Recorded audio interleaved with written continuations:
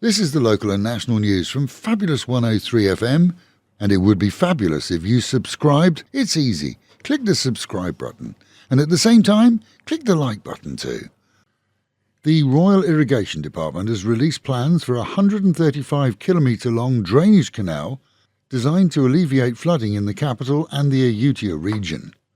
The budget is initially 18 billion baht and would provide work for hundreds of manual labourers, running from Saraburi province down to Chachoengsao and linking the Pasak River with the Gulf, providing both drainage during the monsoon season and water supply during the drier months. Plans will be presented to the future government once details are finalised. The Election Commission ordered the recount of votes from some 47 voting stations after discovering a mismatch between the total number of votes cast and the voter turnout in elections. Sunday saw the recounts carried out under strict conditions, and so far those from the capital, 6, have been the first to be verified. With those numbers balanced, and in most cases the deviations were in small numbers from 6 to 20 votes. Blamed more on human error than anything else, it's expected that all regions will see similar reports. The Thai Alcohol Beverage Business Association were quoted in Thai media as supporting plans to amend the current alcohol laws in the country. Complete details of the planned amendments appear to also include the allowance of small business brewing and distilling and the lifting of sales bans on religious holidays. However, until a new government is approved, no changes can be debated. The United Nations is reporting that humanitarian aid on offer to hundreds of thousands of Burmese in Myanmar's Rakhine state is not being allowed to enter the country. The region, devastated by a cyclone last month, is the scene of decades of ethnic conflict, and with the current strict military regime in place across the country, they've suspended all visas, deliveries and access on offer from the United Nations. Under the watching eye of Australian officials invited to the scene, Drug Enforcement Police checked containers at the ports in the capital after reports from custom officers indicating that the content of containers intended for Australia were questionable. Checks found that boxes containing pain relief products made from local balm actually also included heroin, over £70 in total. Intended for the Melbourne area, Australian police are now investigating on that side of the water, as here those who were listed as the shippers of the goods face arrest. In Khon Kaen, a Lao man was arrested at the request of his home country police, this as he'd stolen close to 2 million baht in gold and fled to Thailand. The 27-year-old was nabbed as he left his condo draped in gold jewellery. In his rented condo they found his Thai girlfriend and more of his swag. He'd sneaked into the country over so-called natural borders, those rural areas where countries join but have no visa or legal access controls.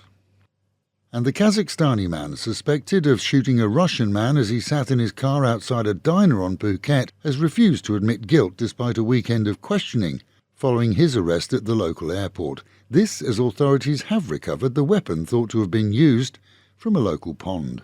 The Russian man remains in hospital, but not in any serious condition, as his assailant was denied bail, because for obvious reasons he was deemed as a flight risk.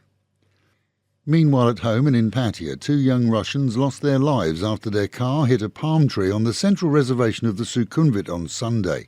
The very early in the morning crash was reported by passers-by. The 18 and 23-year-olds were removed after fire teams used the jaws of life to force open the vehicle, but it's believed they died instantly after losing control. Pattaya's Pride community enjoyed a good turnout of people for their parade in Jomtien at the weekend, with a second, larger parade planned for Pattaya's seafront on the 24th.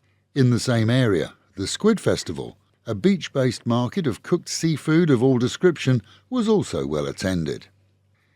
The owner of a Soibakau nail shop has complained to police that the ex-boyfriend of the ex-owner of the hole-in-the-wall shopfront trashed her shop not once but twice. It seems that the man doesn't believe that his partner sold the business on. The good news is that the furnishings are minimal. The worry is that he'll become more violent. It's presumed that he'd fronted the cash to start up the mini-business, but perhaps his girlfriend had pocketed the result of the sale without letting him know. And for lovers of classical music, a real treat coming up this Wednesday at the Tiffany Theatre on 2nd Road. At 2 in the afternoon, there's a performance of Richard Strauss's Don Quixote by an amazing ensemble created from gifted young Thai musicians from around the country, rich and poor, who've continued their study, this time for a few weeks, together at the campus in the capital, under the direction of an internationally renowned conductor. This promises to be an amazing and professional performance, and funds raised are intended to support them and others in their studies. Tickets are available online and at the door from Tiffany Pattaya.